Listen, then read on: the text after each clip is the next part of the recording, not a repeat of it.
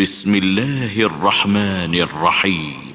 الحمد لله الذي خلق السماوات والأرض وجعل الظلمات والنور ثم الذين كفروا بربهم يعدلون. هو الذي خلقكم من طين ثم قضى أجلا وأجل مسمى عنده ثم أنتم تمترون. وهو الله في السماوات وفي الأرض يعلم سركم وجهركم ويعلم ما تكسبون وما تأتيهم من آية من آيات ربهم إلا كانوا عنها معرضين. فقد كذبوا بالحق لما جاءهم فسوف يأتيهم أنباء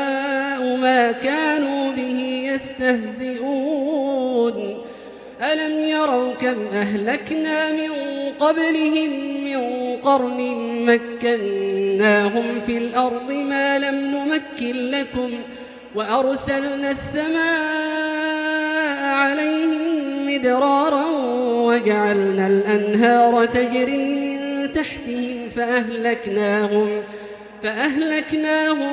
بذنوبهم وأنشأنا من بعدهم قرنا آخرين. ولو نزلنا عليك كتابا في قرطاس فلمسوه بأيديهم لقال الذين كفروا إن هذا إلا سحر مبين.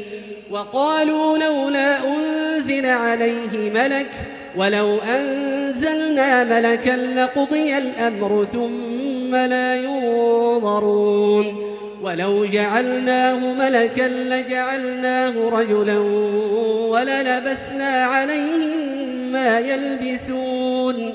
ولقد استهزئ برسل من قبلك فحاق بالذين سخروا منهم ما كانوا به يستهزئون. قل سيروا في الأرض ثم انظروا كيف كان عاقبة المكذبين. قل لمن ما في السماوات والأرض قل لله كتب على نفسه الرحمة ليجمعنكم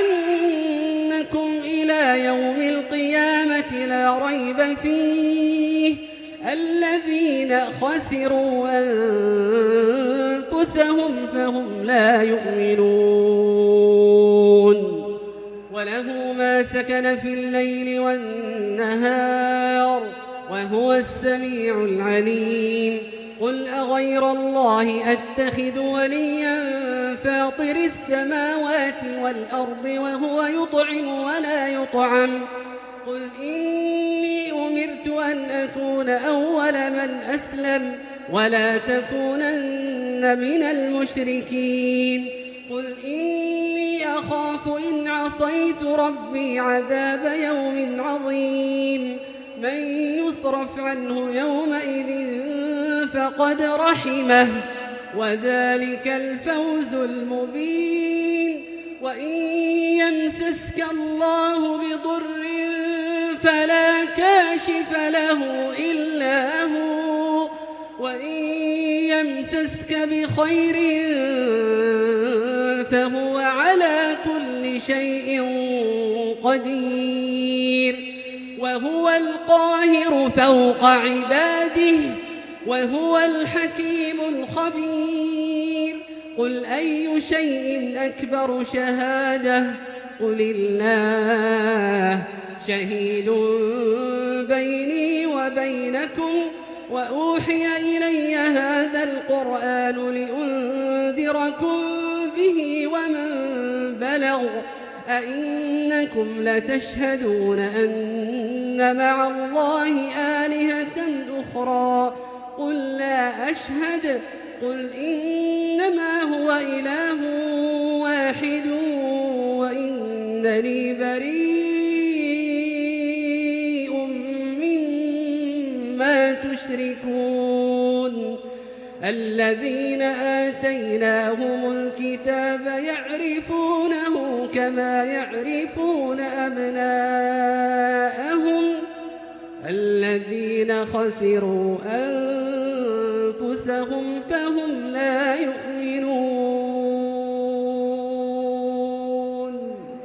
ومن أظلم ممن افترى على الله كذبا أو كذب بآياته إنه لا يفلح الظالمون. ويوم نحشرهم جميعا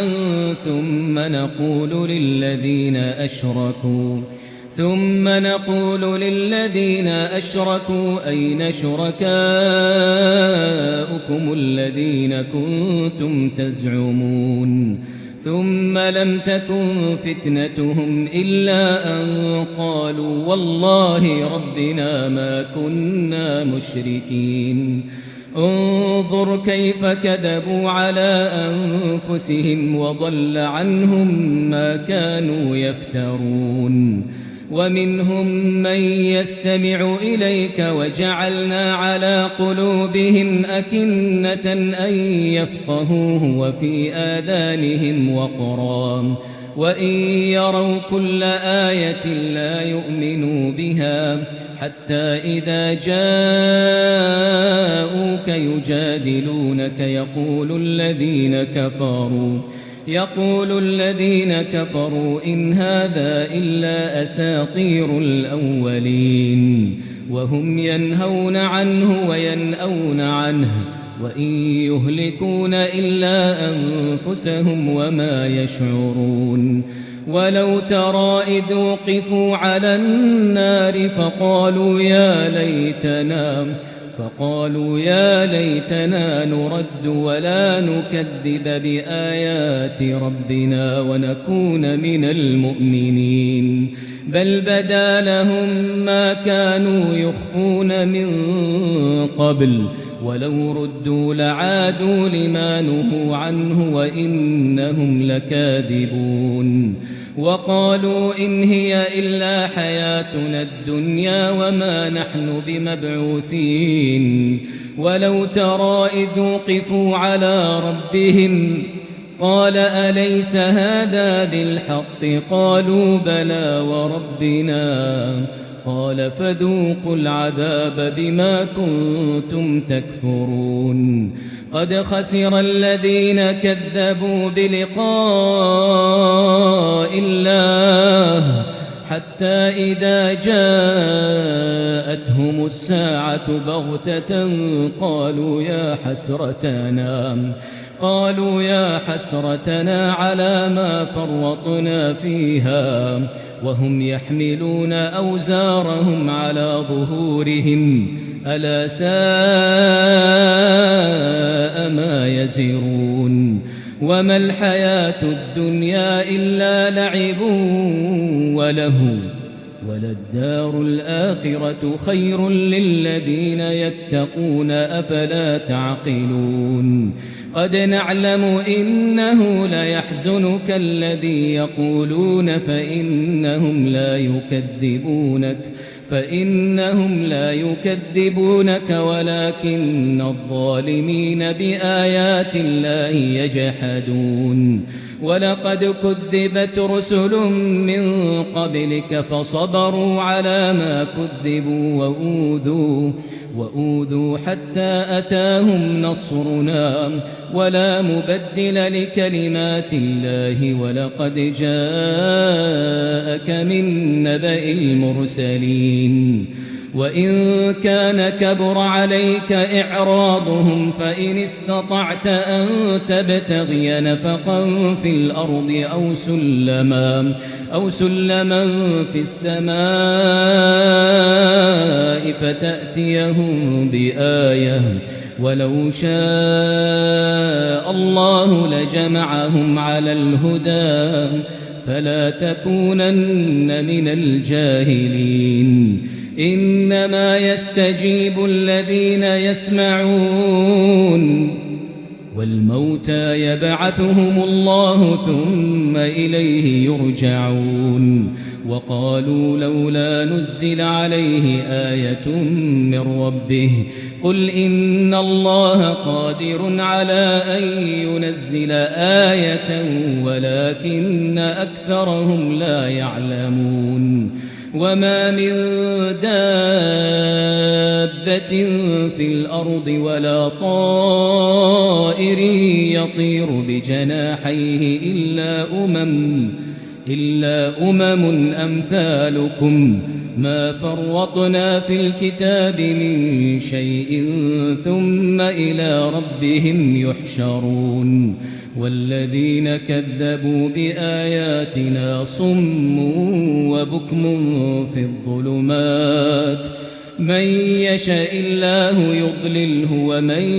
يشاء يجعله على صراط مستقيم قل أرأيتكم إن أتاكم عذاب الله أو أتتكم الساعة أغير الله تدعون إن كنتم صادقين بل إياه تدعون فيكشف ما تدعون إليه إن شاء وتنسون ما تشركون ولقد أرسلنا إلى من قبلك فأخذناهم بالبأساء والضراء لعلهم يتضرعون فلولا إذ جاءهم بأسنا تضرعوا ولكن قست قلوبهم وزين لهم الشيطان ما كانوا يعملون فلما نسوا ما ذكروا به فتحنا عليهم أبواب كل شيء حتى إذا فرحوا بما أوتوا أخذناهم بغتة فإذا هم مبلسون فقطع دابر القوم الذين ظلموا والحمد لله رب العالمين قل أرأيتم إن أخذ الله سمعكم وأبصاركم وختم على قلوبكم من إله غير الله يأتيكم به انظر كيف نصرف الآيات ثم هم يصدفون قل أرأيتكم إن أتاكم عذاب الله بغتة أو جهرة هل يهلك إلا القوم الظالمون وما نرسل المرسلين إلا مبشرين ومنذرين فمن آمن وأصلح فلا خوف عليهم ولا هم يحزنون والذين كذبوا بآياتنا يمسهم العذاب بما كانوا يفسقون قل لا أقول لكم عندي خزائن الله ولا أعلم الغيب ولا أقول لكم إني ملك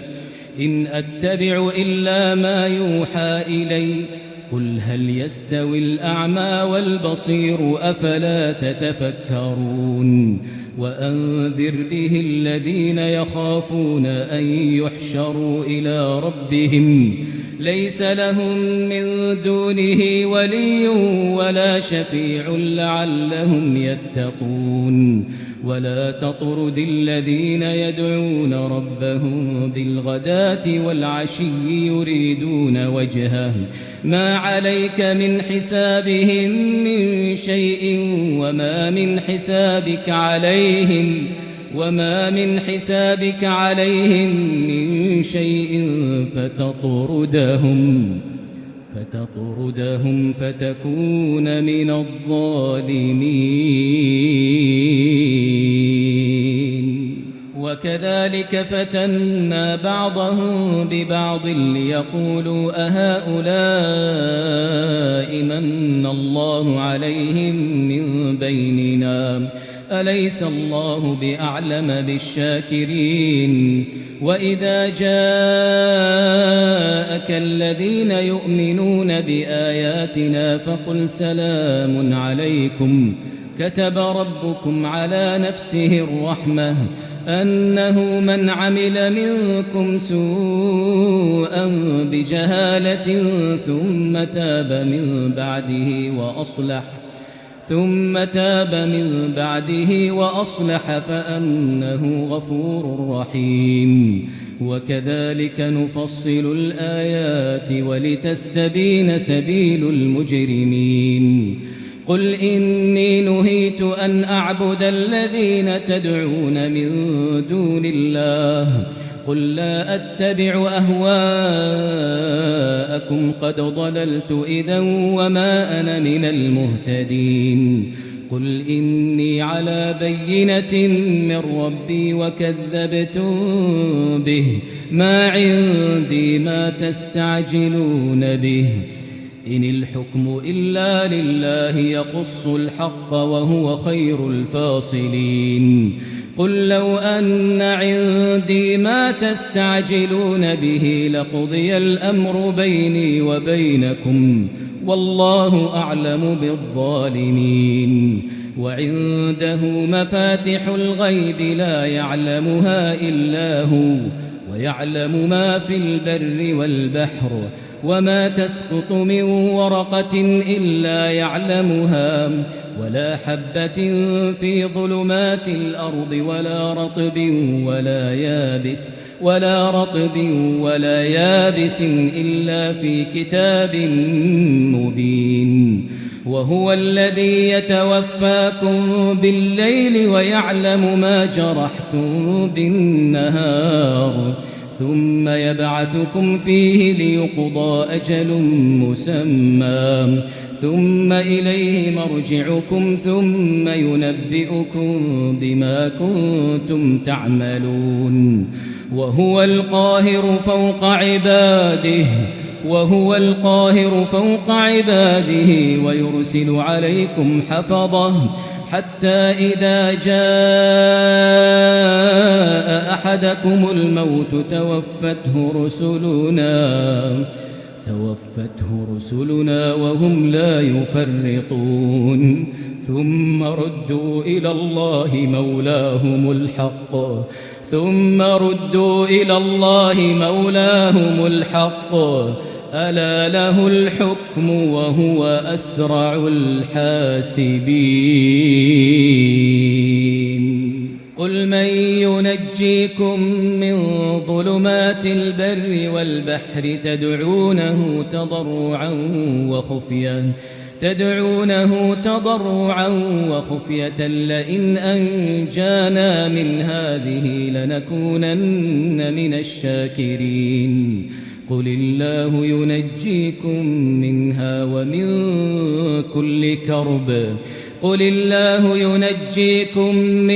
ومن كل كرب ثم أنتم تشركون. قل هو القادر على أن يبعث عليكم عذابا من فوقكم أو من تحت أرجلكم أو يلبسكم شيعا ويذيق بعضكم بأس بعض انظر كيف نصرف الآيات لعلهم يفقهون. وكذب به قومك وهو الحق قل لست عليكم بوكيل لكل نبأ مستقر وسوف تعلمون. وإذا رأيت الذين يخوضون في آياتنا فأعرض عنهم حتى يخوضوا في حديث غيره وإما ينسينك الشيطان فلا تقعد بعد الذكرى مع القوم الظالمين. وما على الذين يتقون من حسابهم من شيء ولكن ذكرى لعلهم يتقون. وذر الذين اتخذوا دينهم لعبا ولهوا وغرتهم الحياة الدنيا وذكر به أن تبسل نفس بما كسبت ليس لها من دون الله ولي ولا شفيع وإن تعدل كل عدل لا يؤخذ منها أولئك الذين أبسلوا بما كسبوا لهم شراب من حميم وعذاب أليم بما كانوا يكفرون قل أندعو من دون الله ما لا ينفعنا ولا يضرنا ونرد على أعقابنا بعد إذ هدانا الله كالذي استهوته الشياطين في الأرض حيران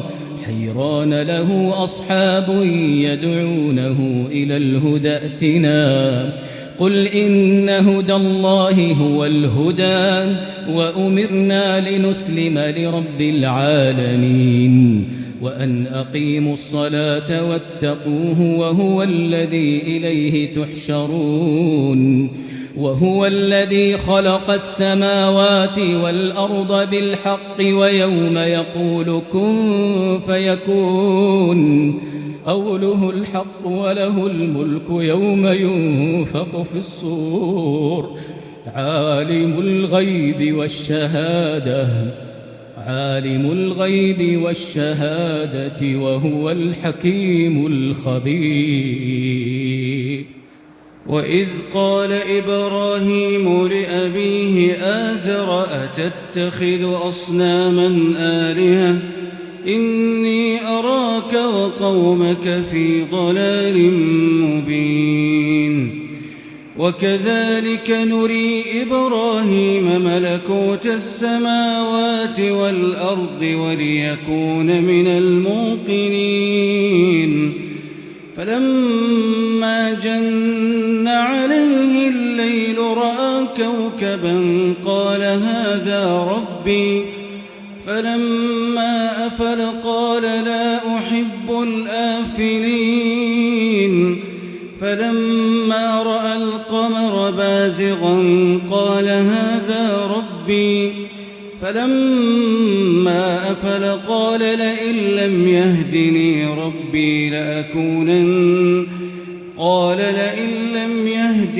ربي لأكونن من القوم الضالين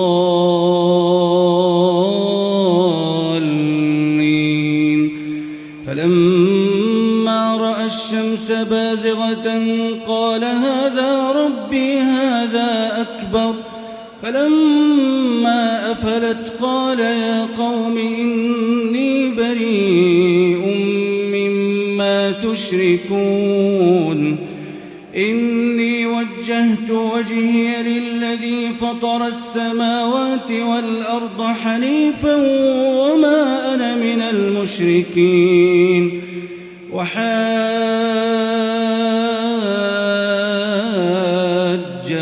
قومه قال أتحاجوني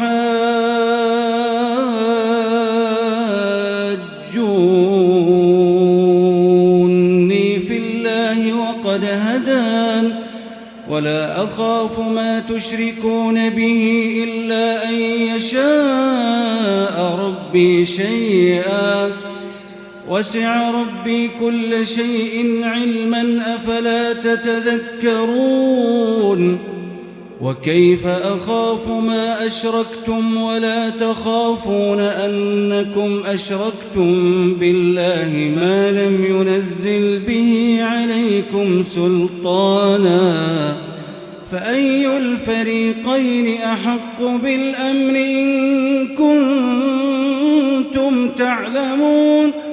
الذين آمنوا ولم يلبسوا إيمانهم بظلم أولئك لهم الأمن وهم مهتدون وتلك حجتنا آتيناها إبراهيم على قومه نرفع درجات من نشاء إن ربك حكيم عليم ووهبنا له إسحاق ويعقوب كلا هدينا ونوحا هدينا من قبل ومن ذريته داود وسليمان وأيوب ويوسف وموسى وهارون وكذلك نجزي المحسنين وزكريا ويحيى وعيسى وإلياس كل من الصالحين وإسماعيل واليسع ويونس ولوطا وكلا فضلنا على العالمين ومن آبائهم وذرياتهم وإخوانهم واجتبيناهم وهديناهم إلى صراط مستقيم ذلك هدى الله يهدي به من يشاء من عباده ولو أشركوا لحبط عنهم ما كانوا يعملون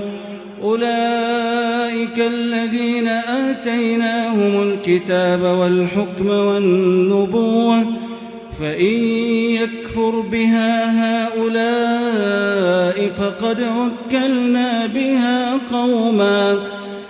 وكلنا بها قوما ليسوا بها بكافرين أولئك الذين هدى الله فبهداه مقتده قل لا أسألكم عليه أجرا إن هو إلا ذكرى للعالمين وما قدروا الله حق قدره إذ قالوا ما أنزل الله على بشر من شيء قل من أنزل الكتاب الذي جاء به موسى نورا وهدى للناس تجعلونه قراطيس تبدونها وتخفون كثيرا وعلمتم ما لم تعلموا أنتم ولا آباؤكم قل الله ثم ذرهم في خوضهم يلعبون وهذا كتاب أنزلناه مبارك مصدق الذي بين يديه ولتنذر أم القرى ومن حولها والذين يؤمنون بالآخرة يؤمنون به وهم على صلاتهم يحافظون ومن أظلم ممن افترى على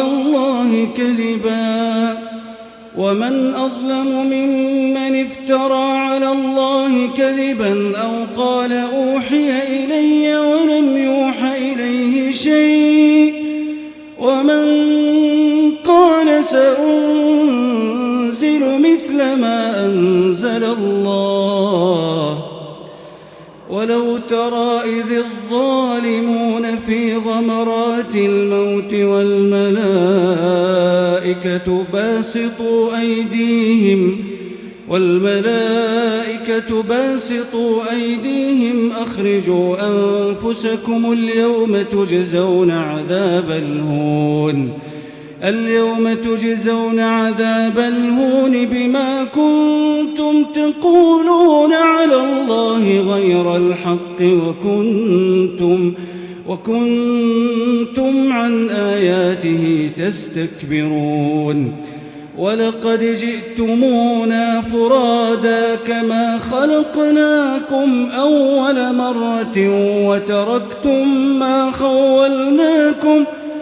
وتركتم ما خولناكم وراء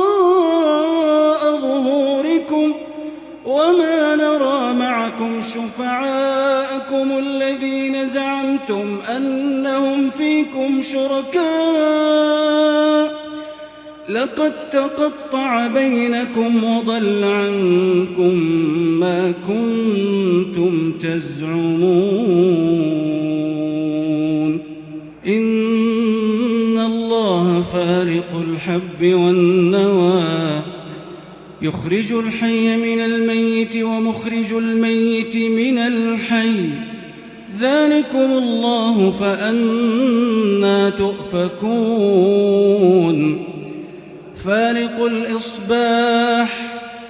وجعل الليل سكنا والشمس والقمر حسبانا ذلك تقدير العزيز العليم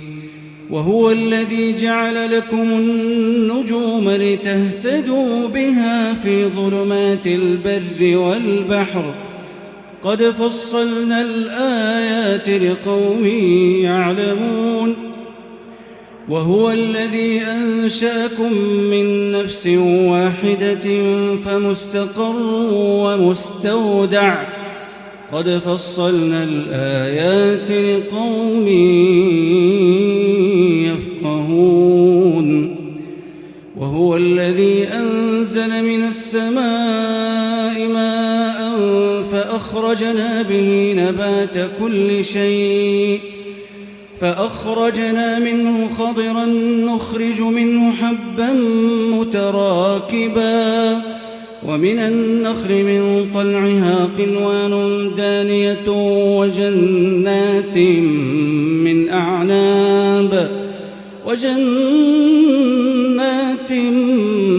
أعناب والزيتون والرمان مشتبها وغير متشابه انظروا إلى ثمره إذا أثمر وينعه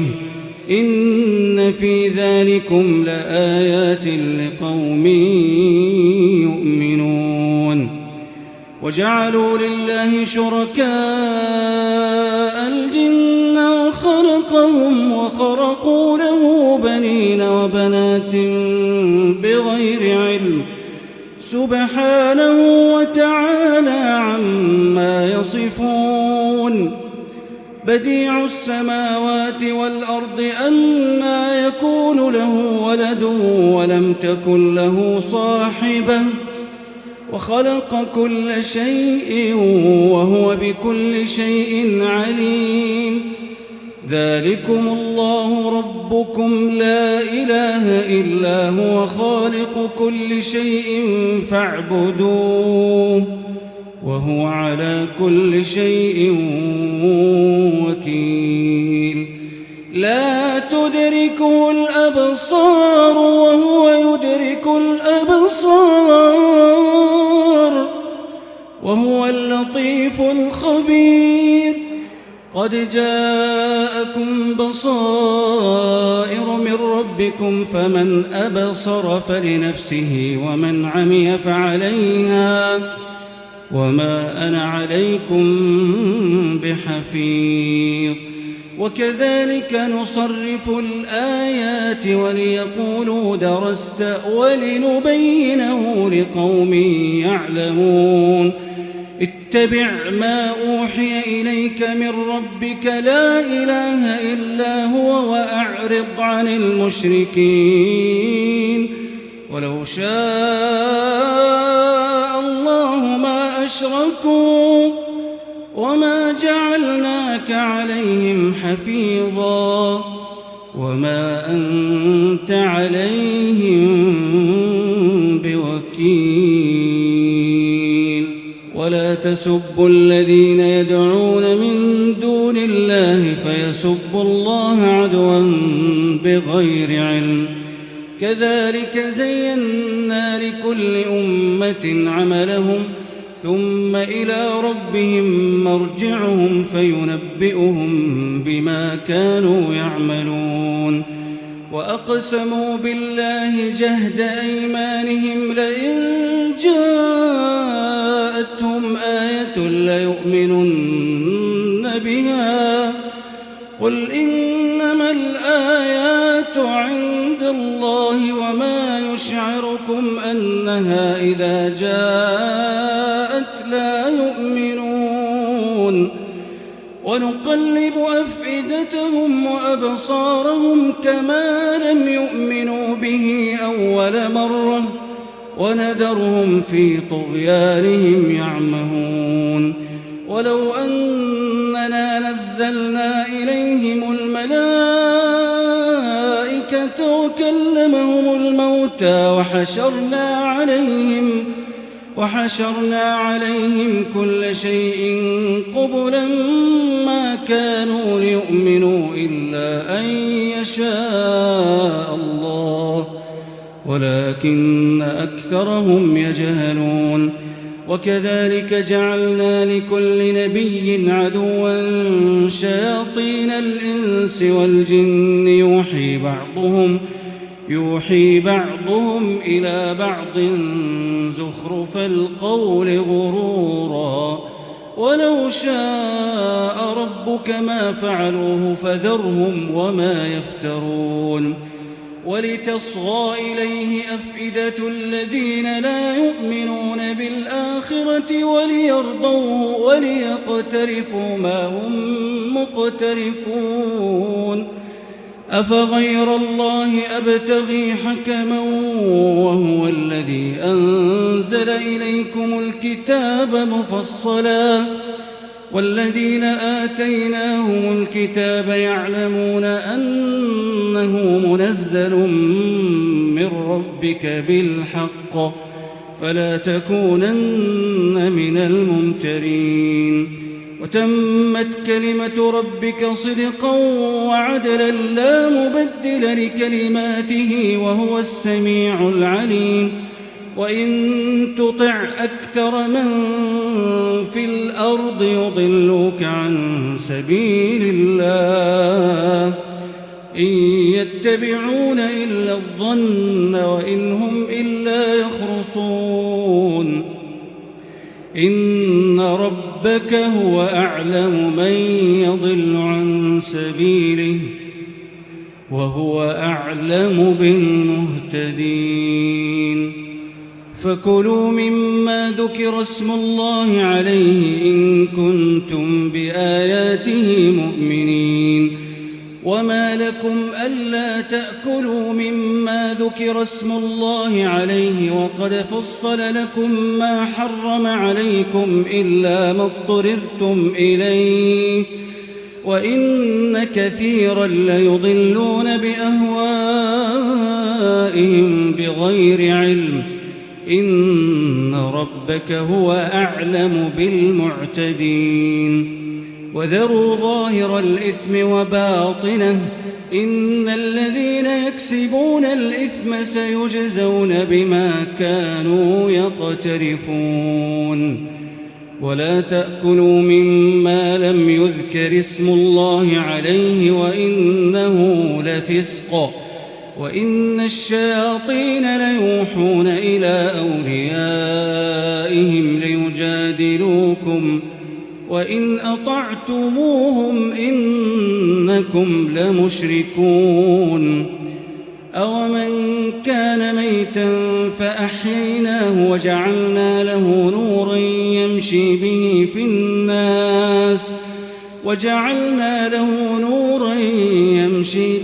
في الناس كمن مثله في الظلمات ليس بخارج منها كذلك زين للكافرين ما كانوا يعملون.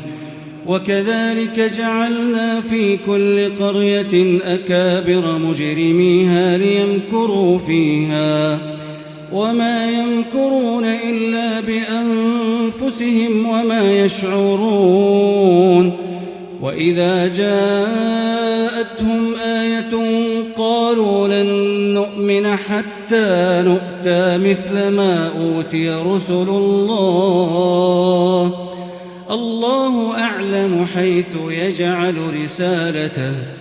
سيصيب الذين أجرموا صغار عند الله وعذاب شديد بما كانوا يمكرون. فمن يرد الله أن يهديه يشرح صدره للإسلام ومن يرد أن يضله يجعل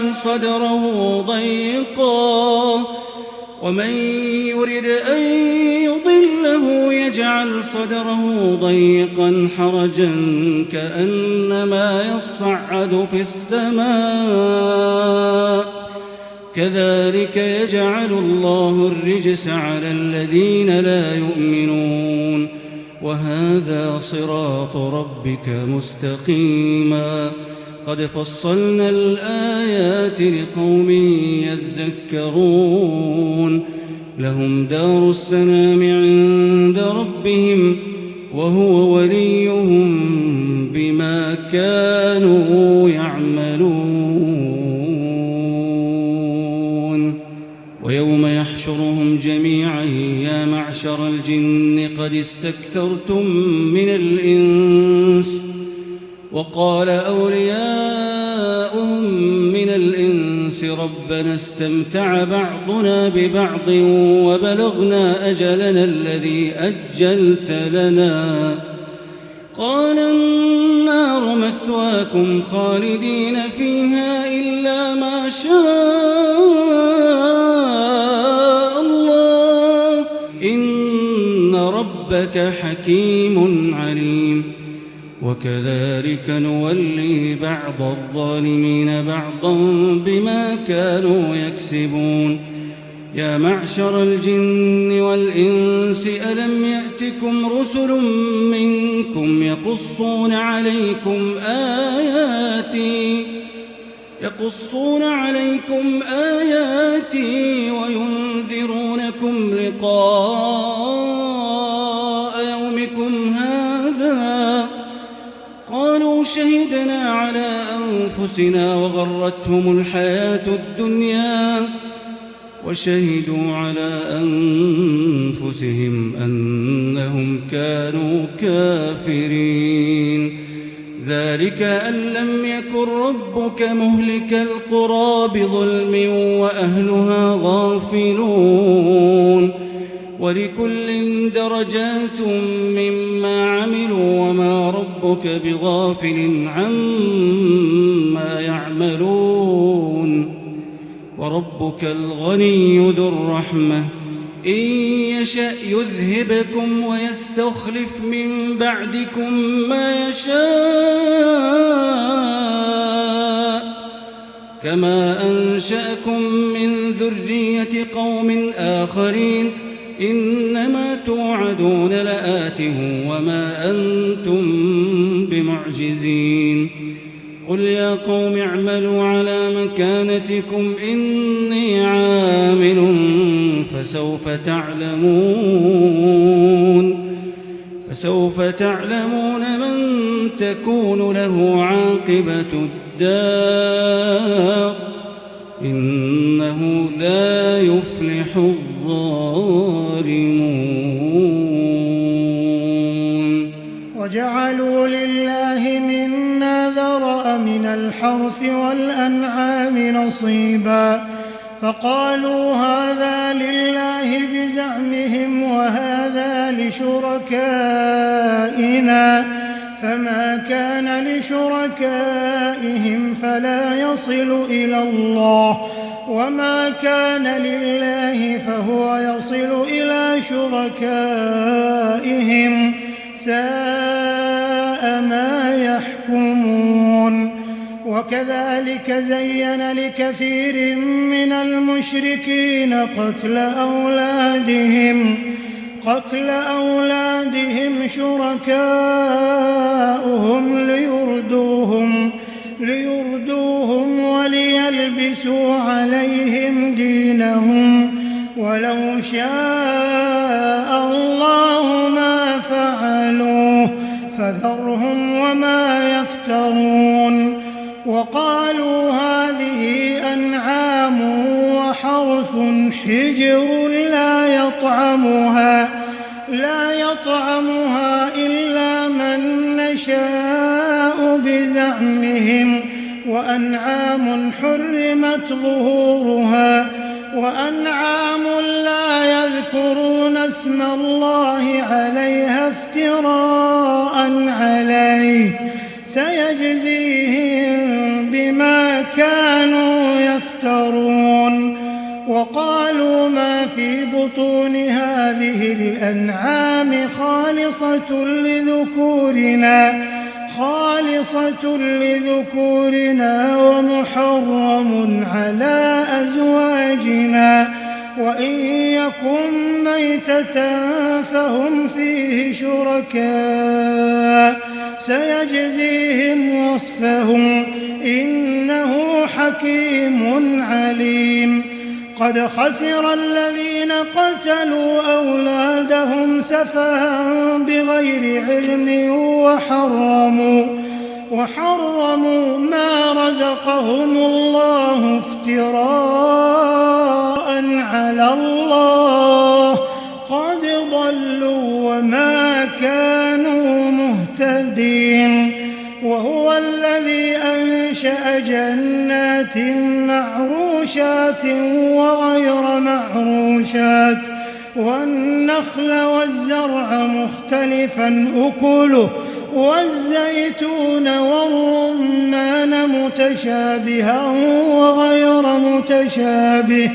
كلوا من ثمره إذا أثمر وآتوا حقه يوم حصاده ولا تسرفوا إنه لا يحب المسرفين ومن الأنعام حمولة وفرشا كلوا مما رزقكم الله ولا تتبعوا خطوات الشيطان إنه لكم عدو مبين 8 أزواج من الضأن 2 ومن المعز 2 قل الذكرين حرم أم الأنثيين أما اشتملت عليه أرحام الأنثيين نبئوني بعلم إن كنتم صادقين ومن الإبل 2 ومن البقر 2 قل الذكرين حرم أم الأنثيين أما اشتملت عليه أرحام الأنثيين أم كنتم شهداء إذ وصاكم الله بهذا